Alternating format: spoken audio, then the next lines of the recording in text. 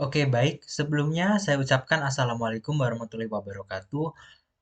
Perkenalkan, nama saya Ramadhani Ariputra dengan NIM 20.18043. Di sini saya akan mempresentasikan tugas makalah saya pada mata kuliah Sosioinformatika dengan judul Pelanggaran Etika dan Sanksinya di Bidang Teknologi Informasi.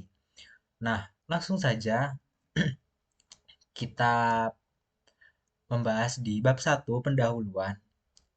Pada latar belakang, etika atau etik bermakna sekumpulan azas atau nilai yang berkenaan dengan akhlak, tata cara, adat, sopan santun mengenai benar salah tentang hak dan kewajiban yang dianut oleh suatu golongan atau masyarakat. Teknologi informasi dalam konteks yang lebih luas merangkum semua aspek yang berhubungan dengan mesin komputer dan telekomunikasi, serta teknik yang digunakan untuk menangkap atau mengumpulkan, menyimpan, memanipulasi, menghantarkan, dan menampilkan suatu bentuk informasi. Nah, dalam beberapa aspek teknologi, informasi masih berkaitan erat dengan etika profesi, dengan keterhubungannya tersebut terutama dalam memahami dan menghormati budaya kerja yang ada, jabatan, memahami peraturan perusahaan dan organisasi dalam memahami hukum, etika profesi yang juga harus dipahami adalah kode etik. Nah, dalam bidang teknologi informasi yang juga sering dikenal dengan istilah netiquette, dimanapun pengguna harus mampu memilih sebuah program ataupun software yang mereka gunakan adalah legal atau ilegal. Karena program atau sistem operasi apapun yang digunakan selalu ada aturan penggunaan atau license agreement. Nah, langsung saja kita ke rumusan masalah. Pada tugas ini membahas apa aja sih? Yang pertama, apa pengertian dari etika dalam bidang teknologi dan informasi? Lalu yang kedua, apa saja contoh pelanggaran dalam etika di bidang teknologi informasi? Dan yang terakhir, apa saja sanksi yang akan didapatkan jika kita melakukan pelanggaran etika di bidang teknologi informasi? Nah, tujuan penulisan makalah ini yaitu yang pertama, untuk mengetahui pengertian dari etika di bidang teknologi informasi. Untuk mengetahui apa saja contoh pelanggaran etika pada bidang teknologi informasi dan yang ketiga, untuk mengetahui sanksi-sanksi jika kita melanggar etika yang berhubungan dengan teknologi informasi. Nah, langsung saja kita ke bab 2 mengenai pembahasan. Yang pertama, pengertian etika dalam bidang teknologi informasi. Nah, etika atau etik memiliki pengertian sekumpulan azas atau nilai yang berkenaan dengan akhlak, tata cara, adat, atau sopan santun, mengenai benar dan salah tentang hak dan kewajiban yang dianut oleh suatu golongan atau masyarakat. Di sini adalah pengertian etika itu sendiri ya. Lalu, etika dalam bidang teknologi informasi. Nah, dalam beberapa aspek, etika dalam teknologi informasi ada kaitan erat dengan etika profesi. Keterhubungan tersebut terutama dalam memahami dan menghormati budaya kerja yang ada, memahami profesi dan memahami peranan perusahaan dan organisasi dan memahami hukum atau sanksi. Nah, terkait dengan bidang hukum, maka pengguna harus mengetahui undang-undang yang membahas tentang haki atau hak atas kekayaan intelektual dan pasal-pasal yang membahas tersebut. Nah, langsung saja ke contoh pelanggaran etika dalam bidang teknologi informasi. Nah, berikut adalah contoh kasus pelanggaran etika dalam bidang teknologi informasi, yaitu yang pertama phishing. Apa sih itu phishing? Phishing adalah usaha untuk mendapatkan informasi sensitif seperti username dan password dengan menyamar sebagai entitas yang dapat dipercaya dalam komunikasi elektronik. Misalnya nih, ada seseorang memberikan sebuah alamat website kepada sobat dengan tampilan yang sangat mirip dengan Facebook. Ini sebuah website yang mirip dengan Facebook ya. Lalu kita itu mengira bahwa itu adalah sebuah situs Facebook dan kita itu memasukkan email serta password kita ke situs tersebut. Nah, tentu saja pemilik phishing tersebut akan mendapatkan username dan password kita karena kita memasukkan email dan password ke situs tersebut ya. Nah, selain itu, phishing biasanya dilakukan dengan spoofing email atau pesan instan dan sering mengarahkan pengguna untuk memasukkan informasi pribadi di situs web palsu. Nah, tampilan nuansa yang hampir identik dengan yang asli. Lalu komunikasi yang mengaku berasal dari situs web sosial, situs lelang, bank, pemroses pembayaran online, atau administrator TI sering digunakan untuk memancing korban. Nah, email phishing mungkin berisi link ke situs web yang terinfeksi perangkat lunak jahat. Nah, phishing sangat melanggar etika. Sebagai web developer, seharusnya menggunakan keahlian profesinya dalam hal yang bermanfaat, bukan untuk mengelabui orang lain dengan membuat web phishing. Nah, jadi phishing itu sangat melanggar etika ya. Dan yang kedua, hacking. Nah, aktivitas hacking adalah aktivitas yang tidak beretika. Mencari celah suatu situs kemudian memasukinya adalah pelanggaran kode etik dalam dunia cyber. Nah, hacking dapat merugikan orang lain jika aktivitas peretasan tersebut bersifat merusak dan merugikan. Nah, hacking itu terbagi menjadi beberapa bagian, yaitu ethical hacker atau white hat.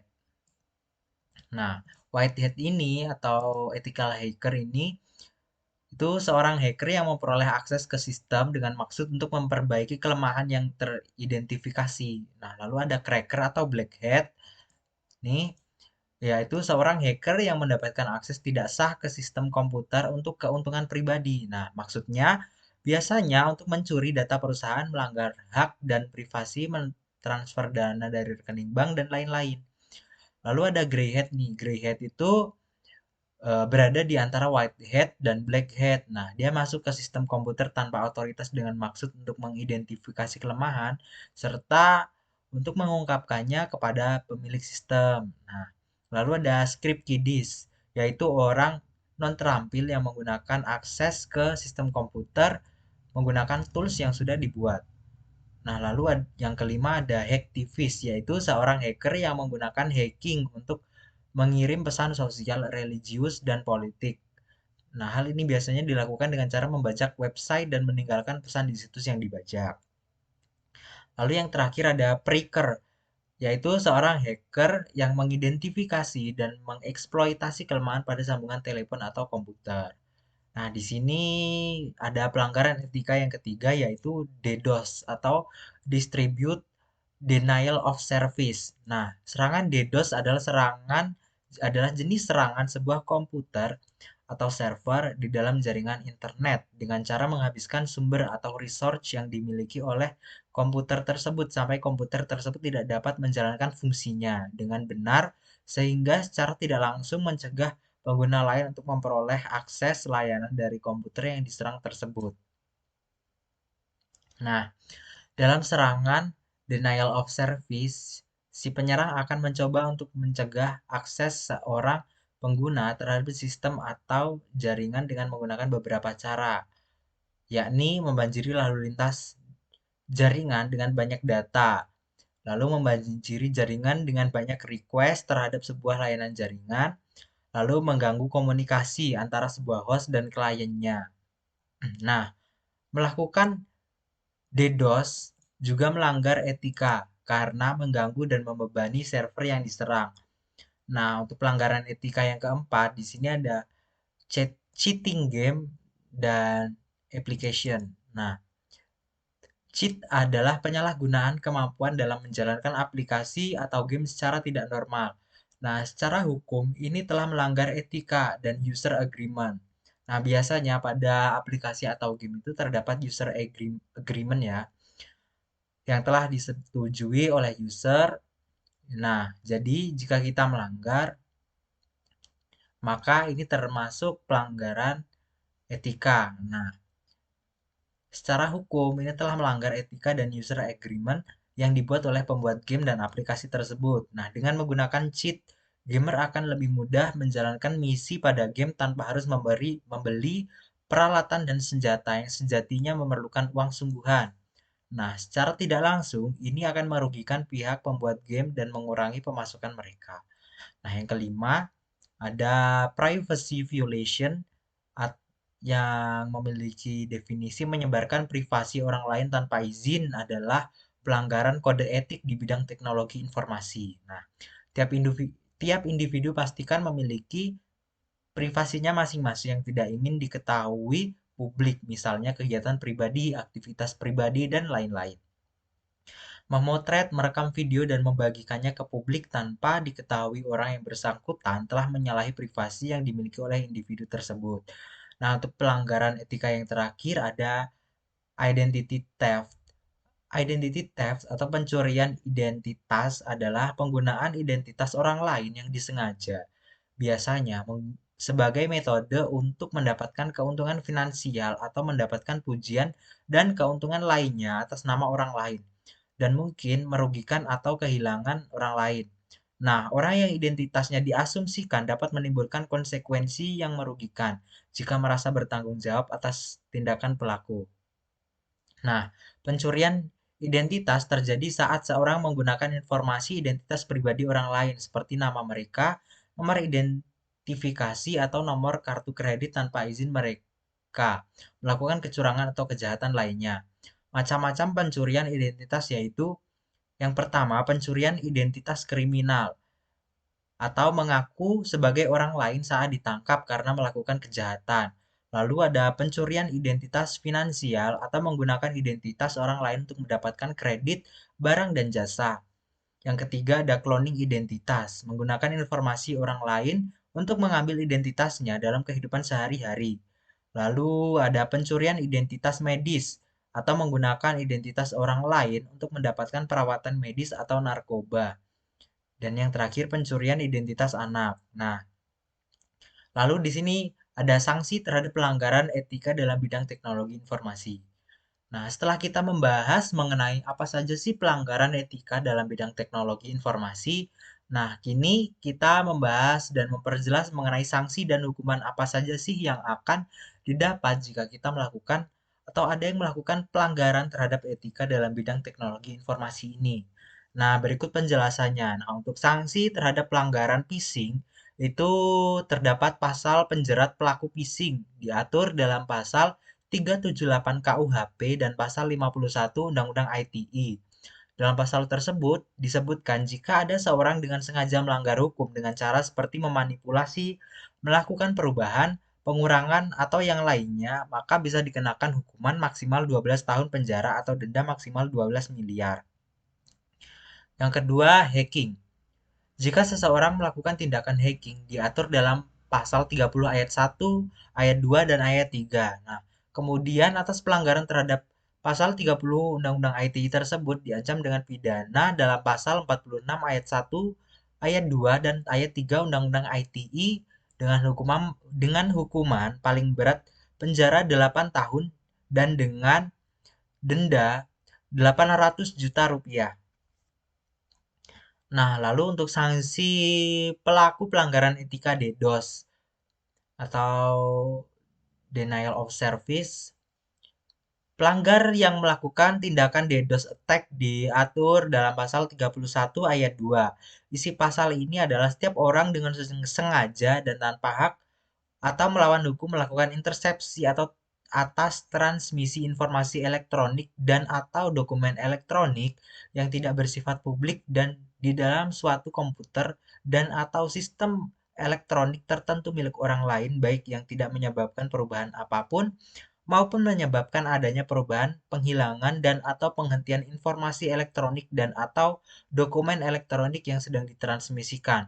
Nah, sanksi bagi yang melanggar pasal ini tertera pada pasal 47 yang berbunyi setiap orang yang memenuhi unsur sebagaimana dimaksud pada pasal 31 ayat 1 atau ayat 2 dipidana dengan penjara paling lama 10 tahun dan atau denda paling banyak 800 juta rupiah.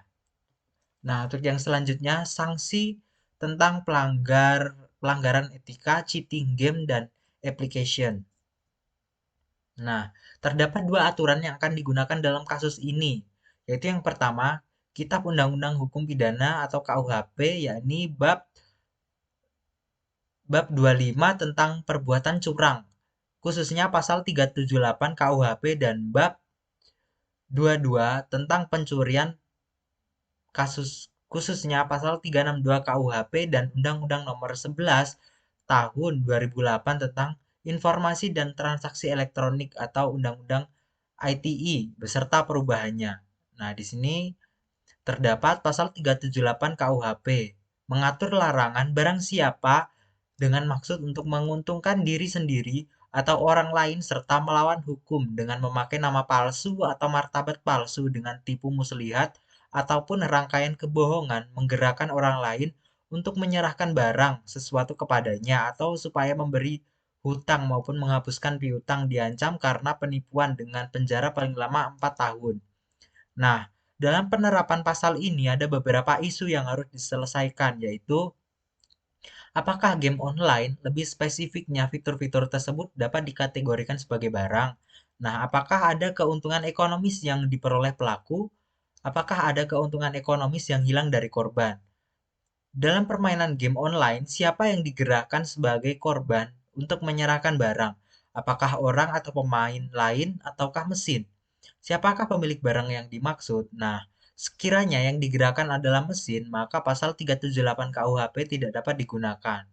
Nah, sementara pasal 362 KUHP mengatur larangan barang siapa mengambil barang sesuatu yang seluruhnya atau sebagian kepunyaan orang lain dengan maksud untuk dimiliki secara melawan hukum, diancam karena pencurian dengan pidana penjara paling lama 5 tahun atau denda paling banyak 900 juta rupiah.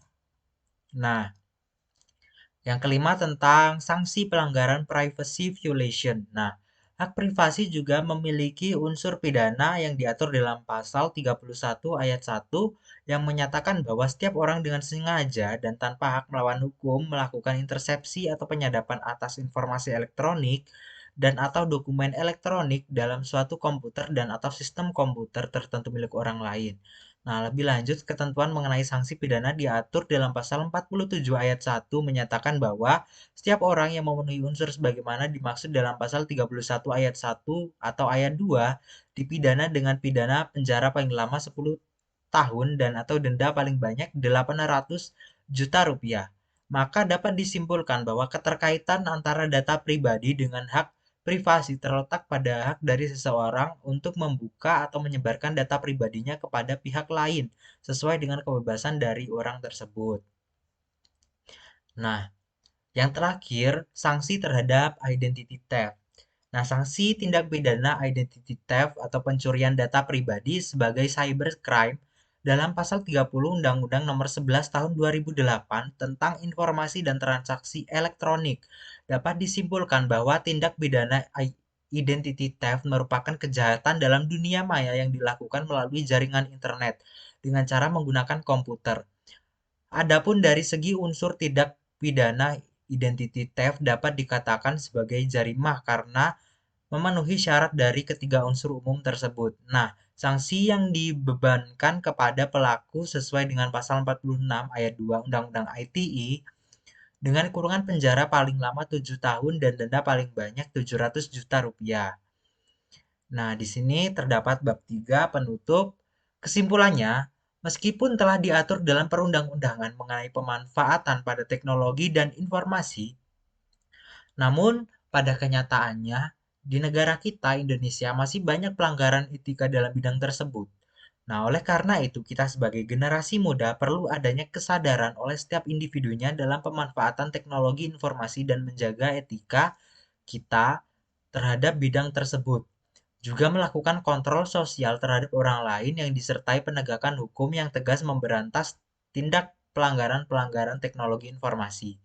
Sehingga terbentuk suatu kesadaran sosial masyarakat akan pentingnya pengendalian terhadap penggunaan teknologi informasi yang sesungguhnya sangat bermanfaat jika tidak melanggar etika atau dimanfaatkan dengan tepat. Nah, untuk sarannya, sudah selayaknya semua orang mengenal etika pada bidang teknologi informasi. Semua orang semestinya dapat mengoptimalkan kelebihan atau manfaat dari dunia teknologi informasi serta berusaha meminimalkan terjadinya pelanggaran etika di bidang teknologi informasi. Oke, baik.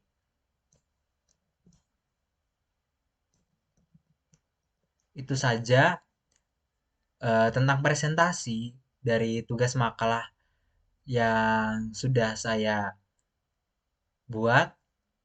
Kurang dan lebihnya, saya pribadi memohon maaf jika terdapat salah-salah kata. Saya akhiri, wassalamualaikum warahmatullahi wabarakatuh.